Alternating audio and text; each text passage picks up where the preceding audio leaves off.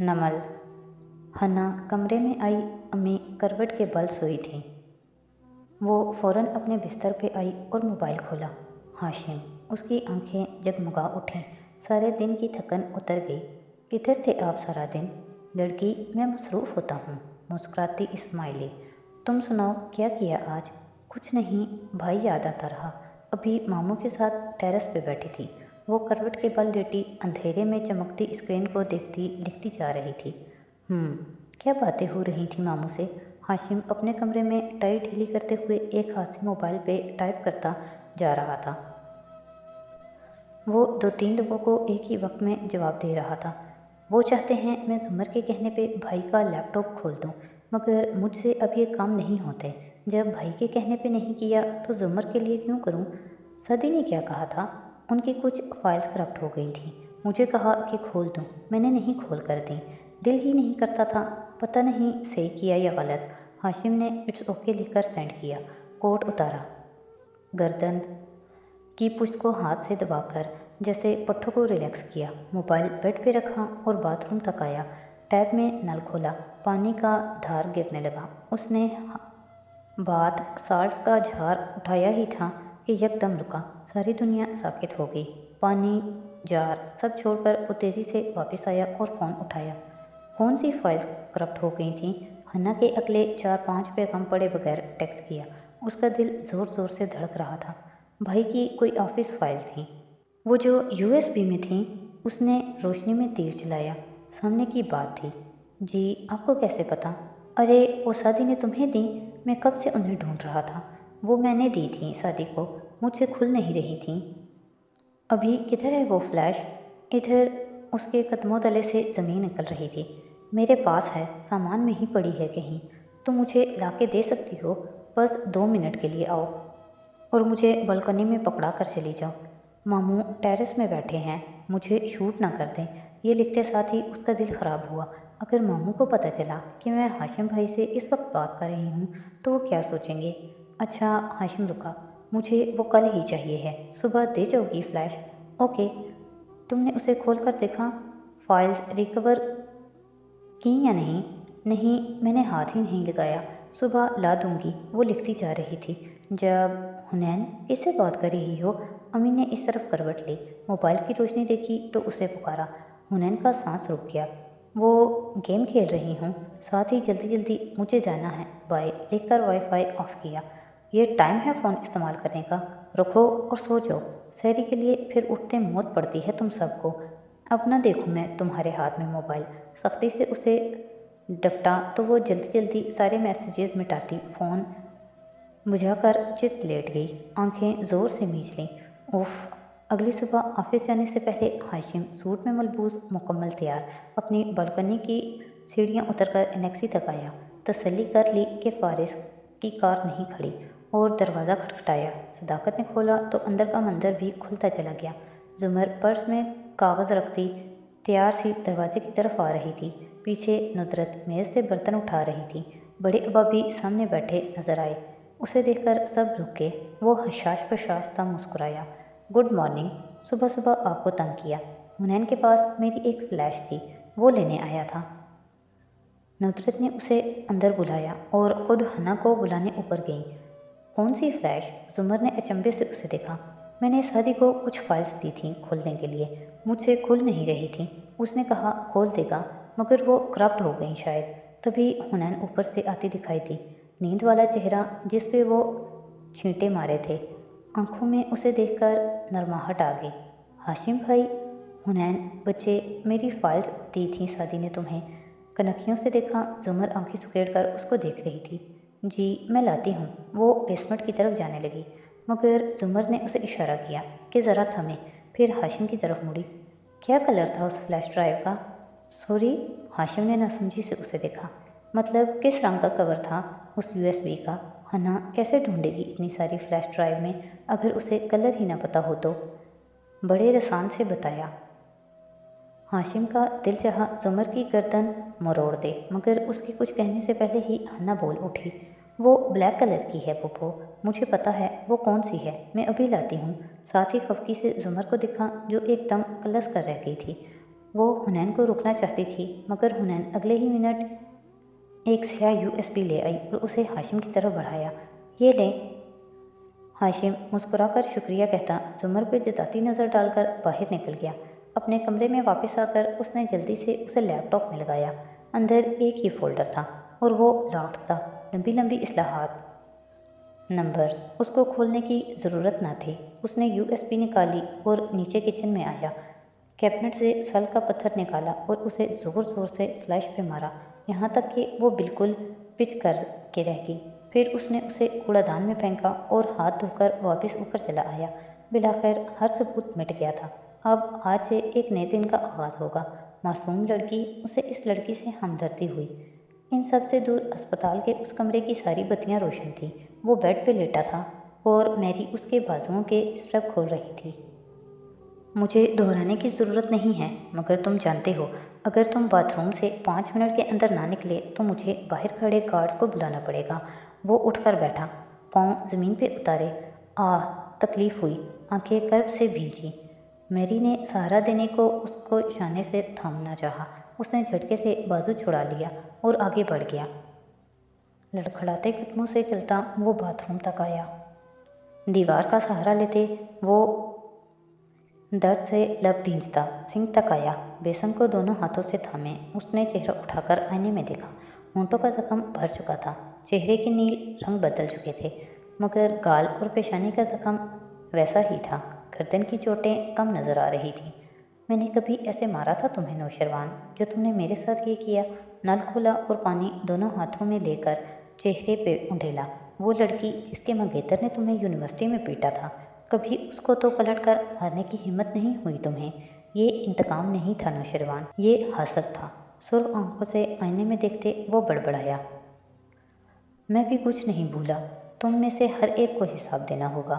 चेहरे से पानी की बूंदें टपक रही थीं और वो सोच रहा था। इन दिनों वो सारा दिन सोचता रहता था, बस एक दफ़ा मैं यहाँ से निकल जाऊँ। एक नज़र अपनी जख्मी टांग पे डाली, दूसरी पेट पे जहाँ शर्ट के अंदर पट्टी बंधी थी। ये दोनों जख्म हर रोज़ बेहतर हो रहे थे, सिर्फ ये कंधे वाला बार बार ख़राब हो जाता। मैं कहाँ हूँ, अपने घर से कितना दूर? उसका दिमाग भटकने लगा। यकदम वो चौंका, गर्दन घुमाई। कमरे में तो कोई खिड़की ना थी, मगर शावर के ऊपर एक नन्हा सा रोशनदान था, 1 फुट ऊंचा, 2 फुट चौड़ा। पीछे शीशा था और आगे सलाखें। शीशे के ऊपर स्याह पेंट करके बाहर के मंजर को ब्लॉक कर दिया गया था। वैसे भी इस रोशनदान से आदमी तो क्या बाजू भी ना गुजर सकता था, इसलिए रोज़ इसको देख के वो मायूस हो जाता था। मगर आज बेहतर होती सेहत ने जहनी हालत में बेहतर कर दी थी। सादी ने इधर उधर नज़र दौड़ाई। साबुन, शैम्पू, टिश्यू पेपर, इसके अलावा कुछ ना था इस बाथरूम में। मगर उसने ज़िंदगी से ये सीखा था, कुछ न हो तब भी कुछ न कुछ ज़रूर होता है। वो तौलिए के स्टैंड तक आया, तौलिया उतारा और स्टील का राड बाहर को खींचा। ज़रा सा जोर और राड हाथ में आ गया। अब वो शावर तक आया, गर्दन उठाकर ऊंचाई जांची। इतनी ऊंची नहीं थी छत।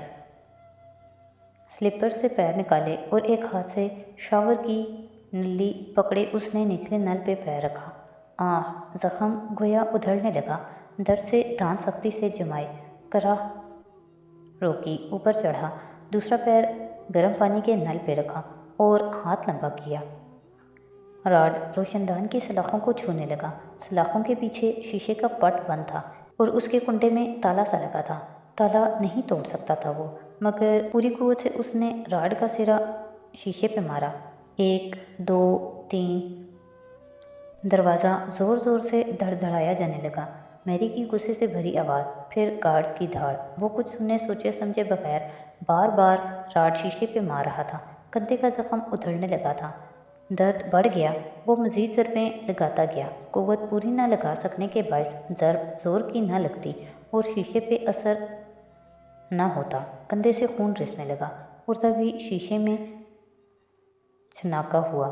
दरमियान से सुराख। सादी ने राड फेंका, एक हाथ दीवार पे रखा, दूसरे से कांच के टुकड़े निकाले। ज़रा सा रूजन बना।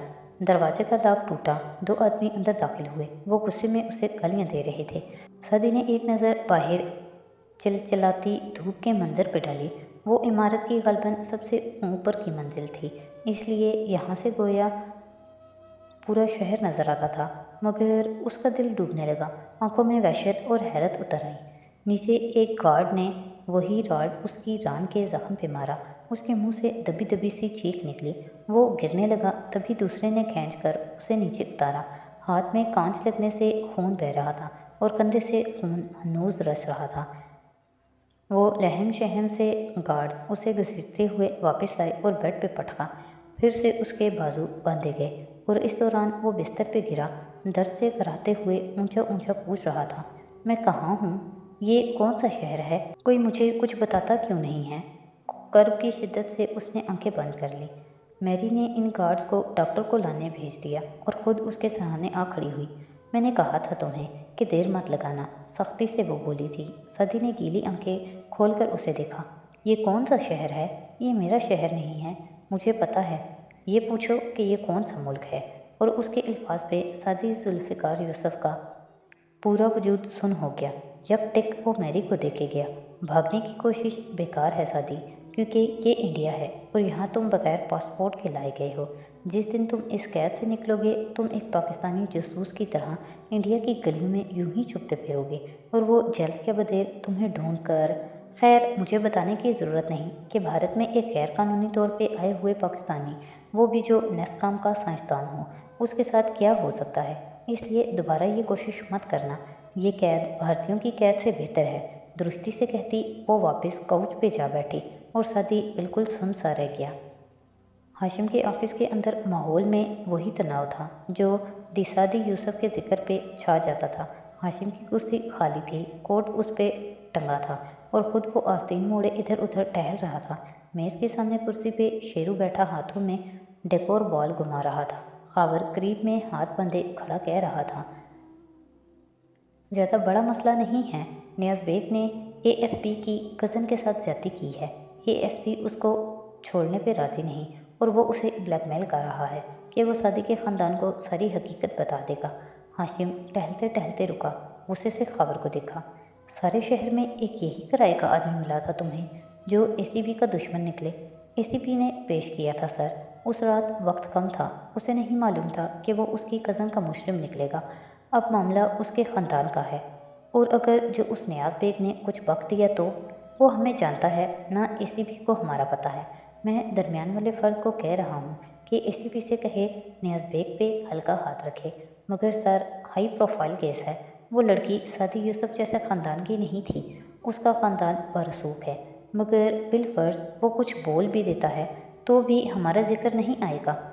रुको, वो चौंका। इसमें फारिस या जुमर का हाथ तो नहीं? उनका क्या ताल्लुक हो सकता है? खबर को ताज्जुब हुआ।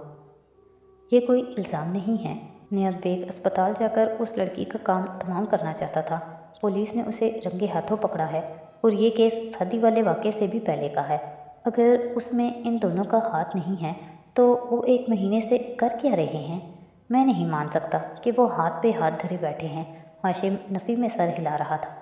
सर, मैं उन पर नज़र रखे हुए हूँ। वो उसके लिए भाग दौड़ कर रहे हैं, मगर वो सदी को ढूंढ रहे हैं, उसके हमला अवर को नहीं। वो रोज़ मुख्तलिफ हॉस्पिटल्स, मुर्दा खानों, शादी के जानने वाले दोस्तों और हर उस जगह जाते हैं जहाँ से उसका कोई सुराग मिल सके। वो वाकई फारिग नहीं बैठे, मगर वो हम तक नहीं पहुँच सकते। खबर जो कह रहा था वो दुरुस्त था। वो उन पे हल्की फुल्की नज़र रखे हुए था, मगर उसको ये नहीं मालूम था कि बज़ाहिर इन सारी रस्मात को पूरा करते हुए वो दर हकीकत क्या कर रहे थे। मेरा दिल नहीं मानता कि उनको किसी से बदला नहीं लेना, ये उनका तरीका नहीं है। सर, उनके ख्याल में सदी जिंदा है। उनका कहना है एक दफ़ा वो मिल जाए फिर हम हर एक को देख लेंगे। नौशेरवान ने बेजारी से सर झटका। सर, आप कहते हैं तो मैं बाकायदा उनका 24 घंटे ताक़ुब करवाया करूं। उनके फ़ोन बग कर लेते हैं, यूं उनकी हर हरकत पे नज़र रहेगी। अभी नहीं, ज़रा ठहर कर देखो। उनको शक नहीं होना चाहिए कि शादी के वाक़े में कोई हाई प्रोफाइल शख्स मुलविस है। वहमी को जहन से झटक कर वो वापस कुर्सी पे आ बैठा। खबर ने भी सामने वाली कुर्सी खींची। शेरू अब मोबाइल पे बटन दबा रहा था। ज़िंदगी से कभी शादी निकले कभी या नहीं। एएसपी नियाज़ बेग को संभाल लेगा, फिक्र करने की ज़रूरत नहीं है। मगर सर, वो डॉक्टर मज़ीद रकम मांग रहा है। हाशिम ने आबरू भींचे, चेहरे पे नागवारी फैली। क्या मतलब मज़ीद रकम मांग रहा है? उसको कितना कुछ दिलवा कर दिया है, और क्या चाहिए उसको? उसे अपने प्राइवेट हॉस्पिटल की बिल्डिंग मुकम्मल करनी है, बस आखिरी टचेस हैं। 2-3 माह में अस्पताल का इफ्तिताह करना चाहता है। उसको अंदाज़ा है कि एएसपी किसी बड़े आदमी के लिए काम कर रहा है, इसलिए वो भी ब्लैकमेलिंग पे उतर आया। उफ! हाशिम ने पेशानी मसली, फिर शेरू पे निगाह पड़ी जो टक टक टाइप किए जा रहा था। देख रहे हो किस मुसीबत में डाल दिया है तुमने मुझे। शेरू ने बिगड़ कर सर उठाया। मुसीबत को अस्पताल में ही ख़त्म कर देना चाहिए था आपको, ख्वामख्वाह उसे बचाया। खबर ने तायदी अंदाज में गहरी सांस ली। नौशरवान साहब ठीक कह रहे हैं। हाशिम ने हाथ जलाया। बको मत, हर वक्त दूसरों का खून बहाने की बात मत किया करो। खावर चंद लम्हे के लिए बिल्कुल चुप हो गया। फिर वो आहिस्ता मगर मजबूत आवाज़ में बोला, मेरे 3 बेटे थे सर। जब एजेंसी वालों ने मुझ पे इल्ज़ाम लगाया उन जराइम का जो मैंने नहीं किए थे, और मैंने उनको मानने से इनकार कर दिया, तो इस ब्रिगेडियर ने अपने आदमी भेजे और मेरे बड़े दोनों बेटों को सरे बाजार गोलियों से भून दिया। तब एक 11 साल का था और दूसरा 9 साल का। वो मेरी सारी ज़िंदगी की कमाई थे, मगर उनको मारते वक्त किसी ने रहम नहीं खाया। So you know what sir, मुझे अब किसी दूसरी की फैमिली टूटने से फ़र्क नहीं पड़ता। सादी यूसुफ कहता है फारिस काजी बेगुनाह है, मैं भी बेगुनाह था सर। तब आपने और आपके वालिद ने मुझे सपोर्ट किया और मुझे अपनाया। मेरी आपके ख़ानदान से वफ़ादारी गैर मशरूत है, इसलिए मैं हमेशा दुरुस्त मशवरा देता हूँ। हाशिम ज़रा ढीला पड़ा, फिर अस्बात में सर हिलाया। थैंक यू हावर। शेरू भी चेहरा उठाकर उसे देखने लगा था, जिसके तासुरात सख्त थे। बहरहाल मैं एक पाई नहीं दे रहा उस डॉक्टर को।